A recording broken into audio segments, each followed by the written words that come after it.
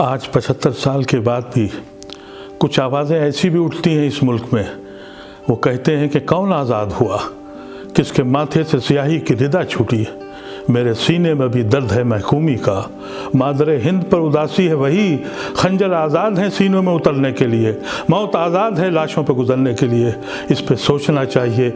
एक ऐसा मुल्क जिसकी बुनियाद गांधी की सोच और फिक्र में आई थी, जिसके पीछे नेहरू का अमल था और बहुत न जाने कितनों की कुर्बानियाँ थीं, फिर ये आवाज़ें इस मुल्क में कैसे उठ रही हैं, ये आवाज़ें कैसे उठ रही हैं, इस पे हमको सोचना पड़ेगा, हमें विचार करना पड़ेगा। ये सियासत है।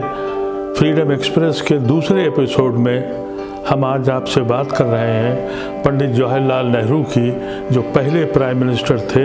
हम ये बताना चाहते हैं कि किस माहौल में और किस हालात में पंडित जवाहरलाल नेहरू को इतनी अहम जिम्मेदारी दी गई थी, जिसको उन्होंने किस खूबी से निभाया था। इस पे हम आज चर्चा करेंगे। बहुत शुक्रिया आपका।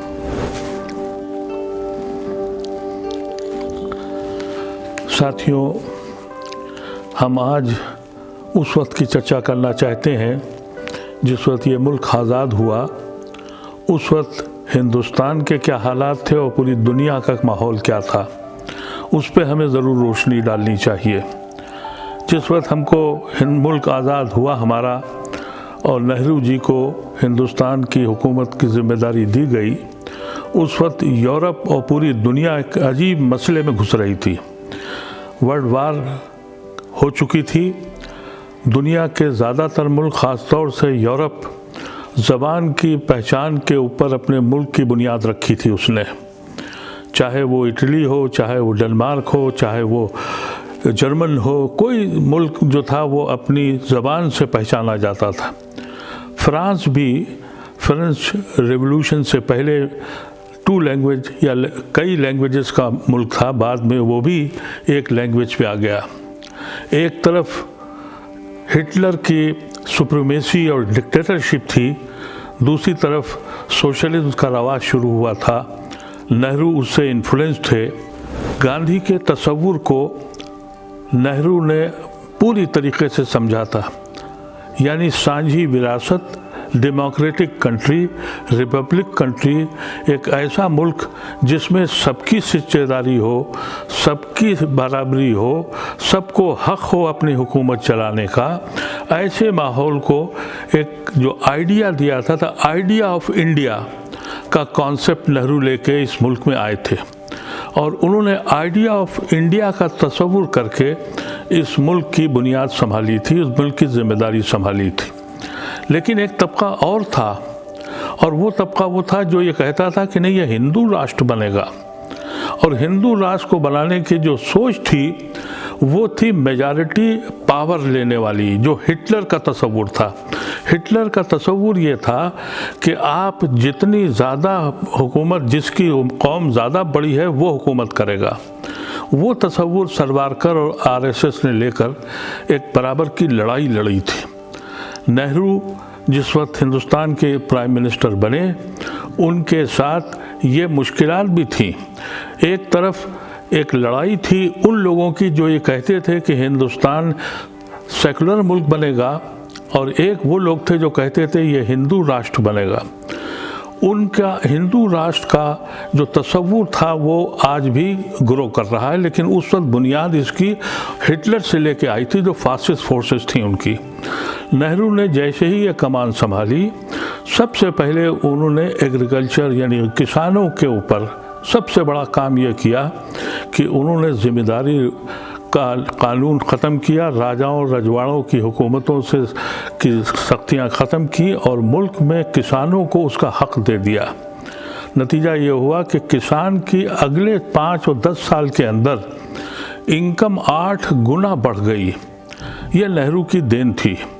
नेहरू ने फिर इंडस्ट्रियल ग्रोथ इस तरह से डेवलप की कि जब ये मुल्क आज़ाद हुआ था उस वक़्त 94% चीज़ें बाहर से आती थी, बेसिक मटेरियल वहाँ से भी आता था। लेकिन by the time 5 to 10 years ये हालत हुई कि यहाँ कुल 40% चीज़ें इंपोर्ट हुई और यहाँ तक कि 70s तक आते आते 94% यहाँ की जो चीज़ें थी वो हिंदुस्तान में बनने लगी। ये तो नेहरू का तस्वुर था इंडस्ट्रियल डेवलपमेंट का। हिंदुस्तान के पहले प्राइम मिनिस्टर पंडित जवाहरलाल नेहरू को जब हिंदुस्तान चलाने की जिम्मेदारी मिली, यानी वो प्राइम मिनिस्टर बने, उस वक्त के हालात पर मैं कुछ रोशनी डालना चाहता हूँ साथियों। उस वक्त हालात हिंदुस्तान के भी और यूरोप के और दुनिया के जो हालात थे वो अजीब व गरीब थे। वर्ल्ड वार के बाद जो मुल्क थे दुनिया के ज़्यादातर यूरोपियन मुल्क, उन्होंने अपने मुल्क की शिनाख्त अपनी ज़बान से कराई थी। यानी अगर इटली है तो इटालियन ज़बान बोलने वाले हैं, अगर जर्मनी है तो जर्मनी के ज़बान बोलने वाले, अगर डेनमार्क के लोग हैं तो या पुर्तगाल के लोग हैं, उन्होंने अपने मुल्क की शिनाख्त अपनी ज़बान से कराई थी। यहाँ तक कि फ्रांस ने भी, जब वो भी अपनी शिनाख्त, इससे पहले फ्रांस में जो रिवॉल्यूशन हुआ था उससे पहले वो बाई लैंग्वेज कंट्री था, लेकिन उन्होंने भी अपनी शिनाख्त फ्रांसीसी ज़बान से कराई थी। एक तरफ हिटलर की वो तानाशाही थी जो कहती थी डिक्टेटरशिप होनी चाहिए। उस माहौल में गांधी के इस तस्वुर को, जिसको नेहरू ने पूरी तरीके से इम्प्लीमेंट किया था, वो था idea of India, the very concept of India, जिसमें ये कहा गया था कि हिंदुस्तान एक ऐसा डेमोक्रेटिक सेकुलर कंट्री होगा जिसमें हर इंसान को हक होगा हुकूमत में हिस्सेदारी करने का। ऐसी पोजीशन में उन्होंने कमान संभाली उस मुल्क की जिसकी माशी हालात, इकोनॉमिक कंडीशन, एजुकेशन, हेल्थ, हर चीज़ ख़त्म हो चुकी थी। दौलत ख़त्म हो गई थी। जो दौलत थी वो यहाँ के रजवाड़ों, ज़िम्मेदारों के पास थी। तो पहला कदम उन्होंने ये उठाया कि उन्होंने यहाँ की ज़िम्मेदारी एबॉलिशन को ख़त्म किया, गरीबों की और किसानों को ज़मीनें दी, जिससे एग्रीकल्चर ग्रोथ इतनी बढ़ी कि जो पहले 3% थी वो 8 गुना बढ़ गई। ये कारनामा था नेहरू का और ये कुर्बानी थी नेहरू की। इंडस्ट्रियल ग्रोथ में भी उन्होंने इसी तरह से अंदाज़ा किया, लेकिन उनकी लड़ाई सिर्फ इस पे नहीं थी। उनकी लड़ाई इस बात पर भी थी कि एक फोर्स वो थी जो हिटलर को मानती थी, फासिस्ट फोर्सेस को मानती थी, और जिसकी तर्जुमानी आरएसएस, हिंदू महासभा और ये संगठन कर रहे थे, जो ये चाहते थे कि मज़हब के नाम पर हमको मुल्क बनाना है। और उसके नतीजे में मुस्लिम लीग की और आरएसएस की सोच के नतीजे में ये ज़मीन बट गई, ये आसमान बट गया, ये खून बट गए। 5 लाख से ज़्यादा लोग मर गए। कहा जाता है कि 60 लाख से ज़्यादा लोगों ने अपने वतन को छोड़ा। नफ़रतें इतनी बढ़ गई कि एक दूसरे का कत्ल खुलेआम होने लगा। ऐसे वक्त में नेहरू को कमान मिली और ऐसे लोगों की मौजूदगी भी मौजूद थी। उस वक्त नेहरू ने जब ये कमान संभाली तो देखिए, सबसे पहले इलेक्शन में, जो सबसे पहला इलेक्शन कांग्रेस का हुआ, नेहरू ने कहा कि डेमोक्रेटिक और सेकुलर कंट्री के नाम पर उन्होंने पूरे हिंदुस्तान का भ्रमण किया। और एक तरफ दूसरी कौम थी, जो दूसरी सोच थी, वो ये कह रही थी कि नहीं, हिंदू राष्ट्र बनाएंगे। पूरे हिंदुस्तान का भ्रमण किया। और सोचिए कि उस वक्त के प्राइम मिनिस्टर के पास आज के प्राइम मिनिस्टर की तरह 8,000 करोड़ का जहाज़ नहीं है। वो बैलगाड़ी पे चले, वो ट्रेन से चले, वो छोटे छोटे जहाज़ों से चले।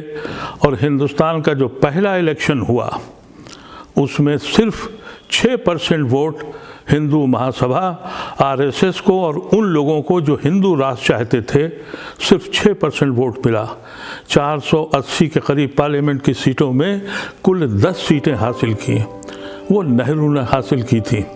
ये वजह नहीं है कि वो सिर्फ नेहरू की वजह से मिली थी या गांधी की वजह से मिली थी।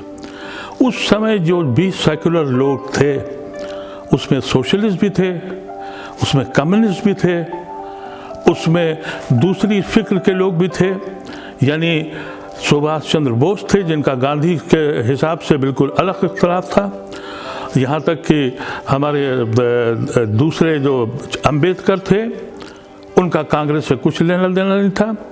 लेकिन एक मिशन बनाया था उन्होंने कि मुल्क को आज़ाद करना है।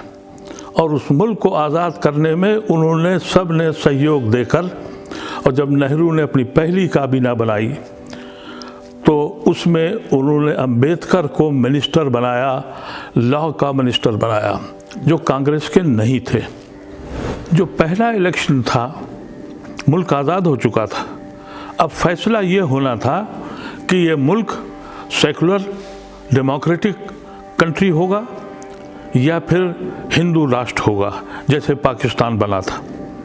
लेकिन उस इलेक्शन को रेफरेंडम समझ के नेहरू ने जिस अंदाज से पूरे हिंदुस्तान का भ्रमण किया और कहा कि ये डेमोक्रेटिक कंट्री होगा, सबकी हिस्सेदारी होगी, कोई बड़ा कोई छोटा नहीं होगा, माइनॉरिटी और मेजॉरिटी में कोई इख्तलाफ नहीं होगा, उसकी सक्सेस जो थी वो आप अंदाज़ा कीजिए कि 480 के पार्लियामेंट में कुल 10 सीटें उन लोगों को मिल पाई जो हिंदू राष्ट्र कह रहा था।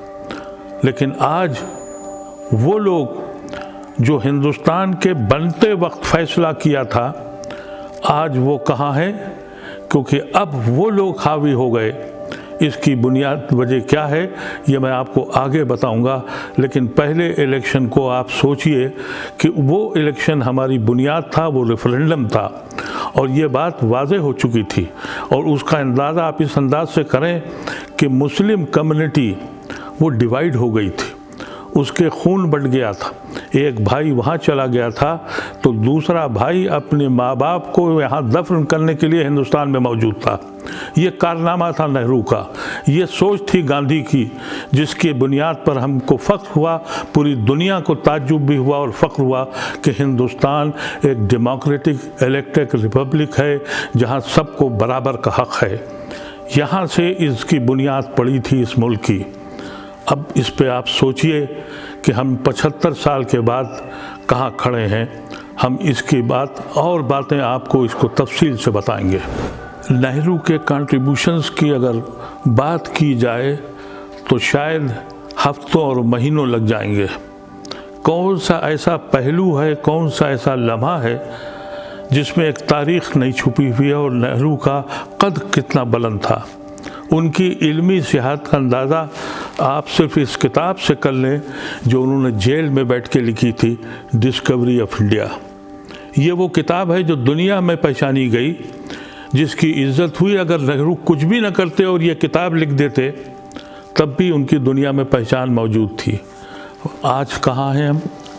आज का प्राइम मिनिस्टर हमको कहाँ ले जाके बताता है कि गणेश जी एक ईजाद थे प्लास्टिक सर्जरी की।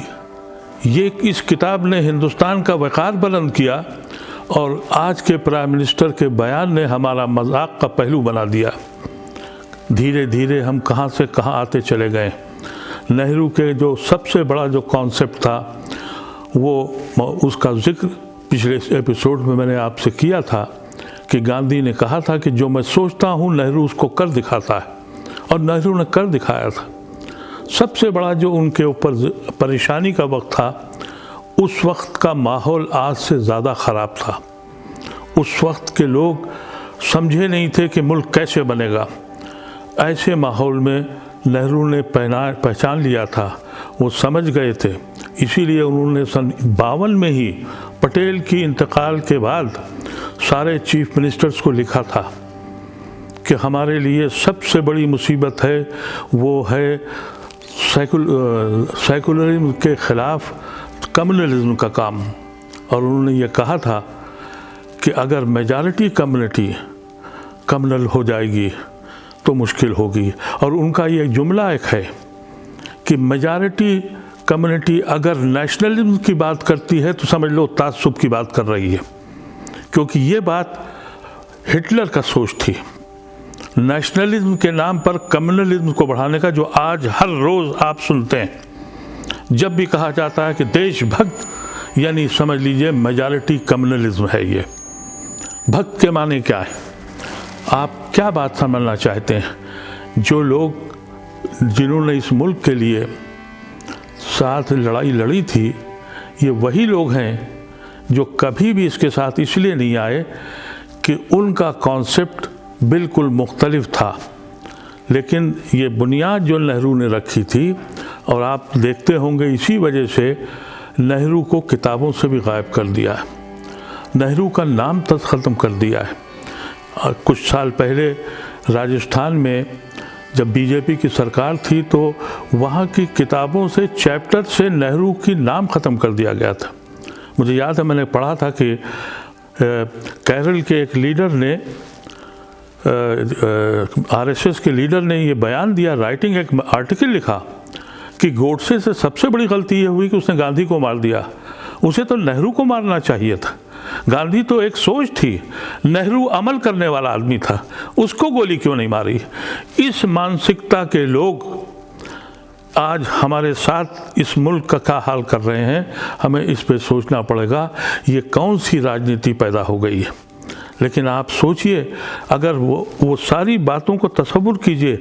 नेहरू ने ये समझ लिया था कि हमको तारीख़ या हिस्ट्री को बचा के रखना है, इसीलिए सन 60 में NCRTC के किताबें उन्होंने निकलवाई, जिसमें बिपिन चंद्रा और सतीश चंद्रा और प्रोफेसर इरफान हबीब और मुर्तज़ा, इन सब लोगों को करना थापड़, इन सब से किताबें लिखवाई, तारीख़ को महफूज किया। लेकिन ये धीरे धीरे ख़त्म होता चला गया। मैंने पिछले एपिसोड में आपसे कहा था कि कांग्रेस की अपनी गलतियों की वजह से इसे हुआ है। अब ये इसके ऊपर हमें गुफ्तगू करनी चाहिए, सोचना चाहिए कि ये वो फ़िक्र जो ये हमारे बुज़ुर्ग लेके आए थे ये क्यों कम पड़ गई। इसके ऊपर अगर आप तबसरा करें तो इसकी वजह सिर्फ ये हुई कि जब ये मुल्क आज़ाद हो गया तो जो सोशलिस्ट थे, जो लेफ्टिस्ट थे, जो दूसरे प्रोग्रेसिव लोग थे, उनका जो गोल था आज़ादी का वो तो पूरा हो गया था। फिर उनको ये लगा कि कांग्रेस इतने लंबे वक्त तक हुकूमत कर रही है, हमें भी हुकूमत करना है, तो उन्होंने शुरुआत की। और फिर आपको याद होगा कि 75 में बीजेपी जो आरएसएस पहले जनसंघ के नाम से थी, फिर बीजेपी के नाम से बनी, लेकिन वो जो आरएसएस थी वो धीरे धीरे अपना काम करती चली गई। उसको पहला मौका मिला कि इंदिरा गांधी के ख़िलाफ़ सब एकजुट हुए और उसमें धीरे से वो भी शामिल हो गए, और इंदिरा गांधी ने उससे बड़ा सितम करके इमरजेंसी लगा दी। अब सवाल ये उठता है कि जब सन 52 में एक चीज़ का फ़ैसला हो गया था, 90% लोग ये इस बात पे एग्री हो गए थे कि ये जो आइडिया ऑफ इंडिया है, जिसका तसव्वुर गांधी ने किया था और जिस पे नेहरू ने अमल किया था, ये फेड कैसे हुआ, ये ख़त्म कैसे हो रहा है। इसकी चंद वजूहात मैं आपको बताना चाहता हूँ, क्योंकि जिन लोगों ने इस मुल्क की आज़ादी के लिए लड़ाई लड़ी थी, मैंने जैसा आपसे कहा कि वो सबका एक गोल था कि हमको हिंदुस्तान आज़ाद कराना है। हिंदुस्तान आज़ाद हो गया। जो ये आरएसएस या फासिस्ट फोर्सेस की जो सोच थी कि हम हिंदू राष्ट्र बनाएंगे, वो चुप तो हो गए, लेकिन काम उनका चलता रहा। उनको कहीं एक्सेप्टेंस नहीं थी। वो आरएसएस में काम करते थे तो छुप के करते थे। वो शाखा में जाते थे तो अपने को डिस्क्लोज नहीं करते थे। लेकिन उनको पहला मौका इंदिरा गांधी के वक्त मिला, जब उन्होंने देखा कि ये कांग्रेस इतने दिन से हुकूमत कर रही है, तो ऐसे वक्त में सारा अपोजिशन यानी सोशलिस्ट भी, कम्युनिस्ट भी और दूसरी डेमोक्रेटिक पार्टियां भी, सेकुलर पार्टियां भी, इन्होंने जयप्रकाश नारायण को आगे कर दिया। मैं उन लोगों में से हूँ जो जयप्रकाश नारायण से मिला भी था, और जब मैंने उनसे कहा था कि आपका आरएसएस से क्या लेना देना है, ये तो एक अलग पार्टी है और ऐसी पार्टी है जो इस मुल्क में हिंदू राष्ट्र चाहती है, तो जयप्रकाश नारायण ने ये कहा, हम थे और यूपी के कुछ मुस्लिम लीडर्स उनसे मिलने गए थे, उन्होंने बुलाया था कानपुर में, तो उन्होंने कहा कि नहीं, हमारी मजबूरी ये है कि इनके पास संगठन है, इस वजह से हम इनके साथ हैं। लेकिन बाद में मैंने पढ़ा कि जयप्रकाश नारायण ने ये तक सर्टिफिकेट दे दिया कि ये फासिस्ट और कम्युनल पार्टी नहीं है।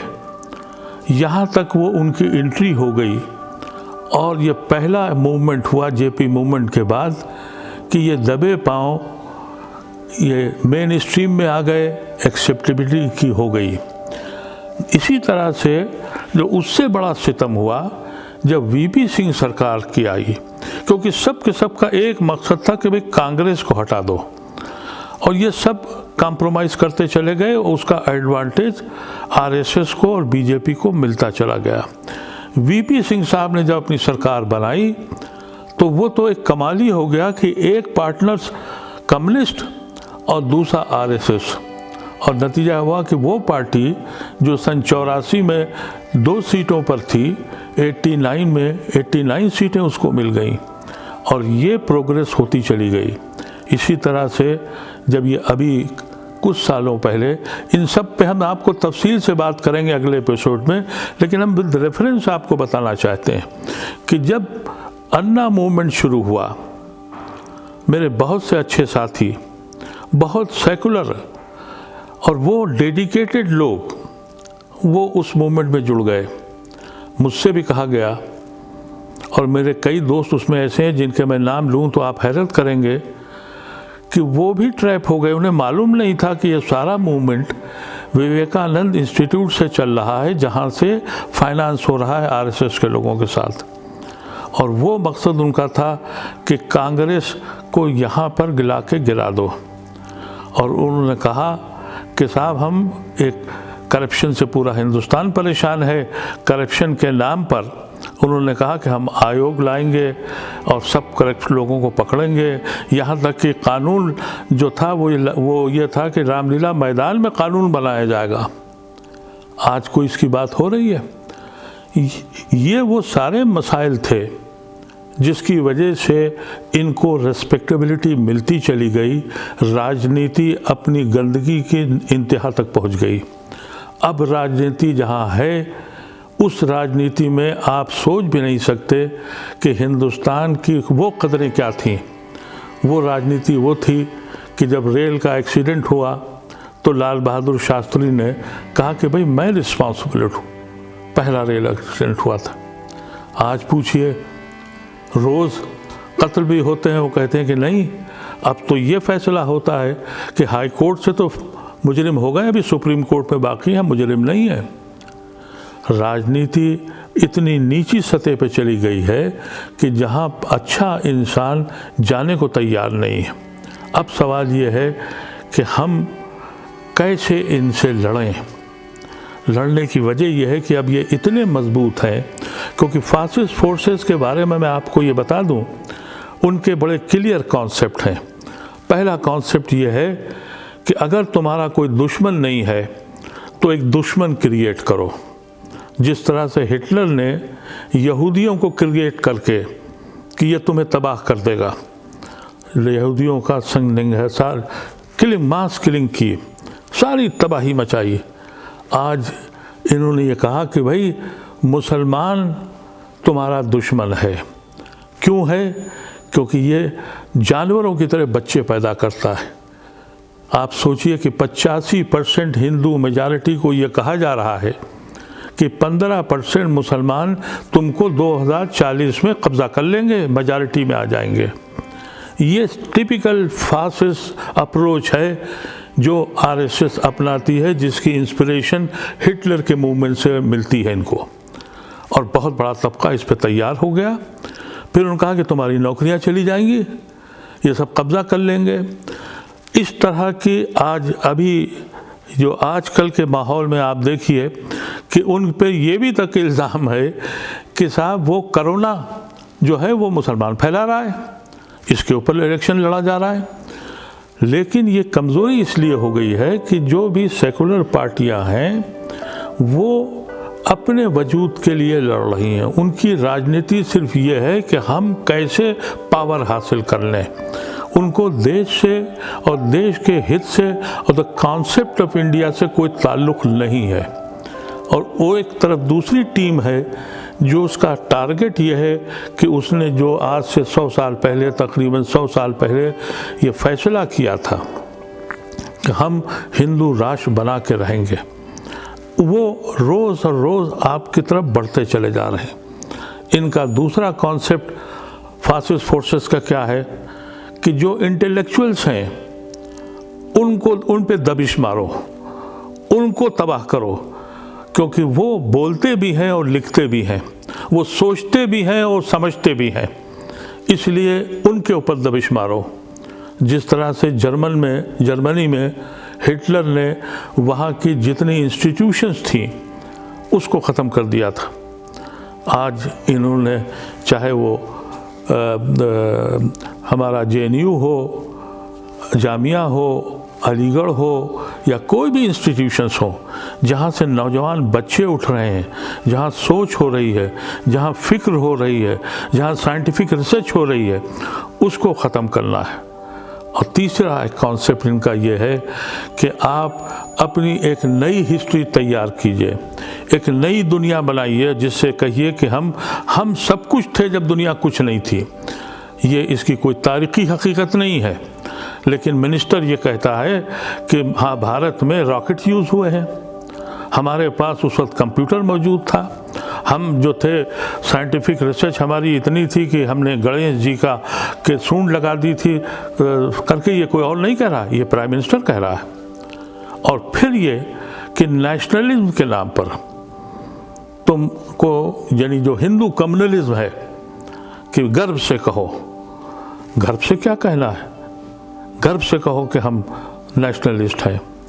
ये वो सारी चीज़ें, और इसमें सबसे बड़ा मदद उन्होंने, सबसे बड़ी मदद जो ली वो मीडिया के लिए, और मीडिया को उन्होंने टेम किया। सबसे बड़ा जिम्मेदारी इस मुल्क के अंदर जो आती है वो मीडिया की है। आज 70 साल के बाद कोई भी मीडिया ऐसा नहीं है, और यहाँ डिफिनीशन दे दी गई है कि अगर आप हक बोले तो आप देशद्रोही हैं, चाहे वो इलेक्ट्रॉनिक मीडिया हो, चाहे वो प्रिंट मीडिया हो या सोशल मीडिया हो। प्रोपेगेंडा सबसे बड़ा काम था हिटलर का, इसको अमित शाह और RSS के लोगों ने बहुत अच्छी तरह से पहचाना था। और उस प्रोपेगेंडे में, क्योंकि अब एडवांस टेक्नोलॉजी आ गई है, इन्होंने जो सोशल मीडिया का जो मिसयूज़ किया है, उससे आप देखिए कि पूरे हिंदुस्तान का माहौल ख़त्म करके छोड़ दिया है। आज हिंदुस्तान में हक बात कहने वाला या तो वो जेल में है, या वो घर में है, या वो डर गया है, या सहम गया है। हमको ये सब चीज़ें सोचनी पड़ेंगी कि हम इस मुल्क को बचा कैसे सकते हैं। मैं ये समझता हूँ कि अगर इससे बुरे हालात थे उस जुडिशरी के भी उस वक़्त, आज की जुडिशरी भी हमारे साथ नहीं है, क्योंकि ये जो हुकूमत करने का, फासिस्ट गवर्नमेंट की हुकूमत करने का जो कॉन्सेप्ट है वो ये है कि जितने इंस्टीट्यूशंस हैं, चाहे वो जुडिशरी हो, चाहे वो ब्यूरोक्रेसी हो, चाहे वो कोई भी इंस्टीट्यूशन हो, वो अंडर कंट्रोल 1% रहे। पहले